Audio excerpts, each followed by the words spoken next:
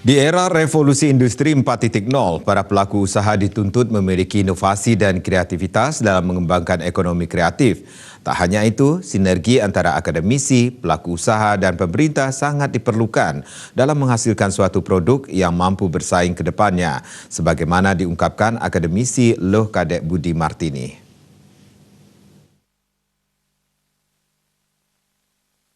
Dewasa ini perkembangan digitalisasi kian pesat terlebih dengan adanya era revolusi industri 4.0 di era saat semua perangkat terhubung dengan internet. Di tengah perkembangan teknologi yang begitu maju saat ini, para pelaku usaha harus didukung oleh inovasi dan kreativitas. Tanpa adanya inovasi dan kreativitas, para pelaku usaha ekonomi kreatif ini terancam kalah bersaing. Beberapa lapangan pekerjaan diprediksi hilang, namun lapangan pekerjaan baru juga bermunculan bagi mereka yang mempunyai inovasi dan kreativitas. Menurut akademisi Loh Kadek Budi Martini, sinergi antara akademisi, pelaku usaha, dan pemerintah sangat dibutuhkan untuk mengembangkan ekonomi kreatif. Di mana di sini bahwa adanya sinergi antara akademisi, pelaku usaha, dan juga pemerintah. Untuk sebagai akademisi, di mana di sini bahwa akademisi yaitu menghasilkan riset.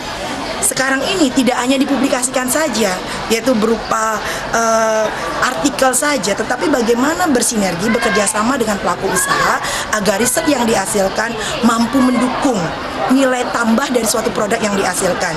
Jadi mampu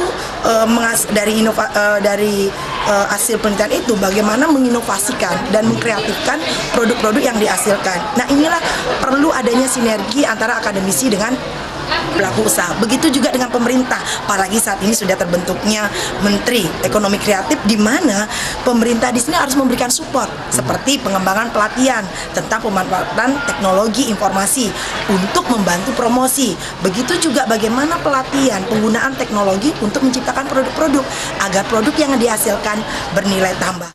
Pihaknya juga berharap produk yang dihasilkan dalam ekonomi kreatif ini tetap berorientasi ramah lingkungan dan memiliki unsur budaya khas setempat.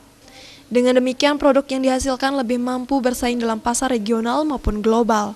Andika, Bali TV.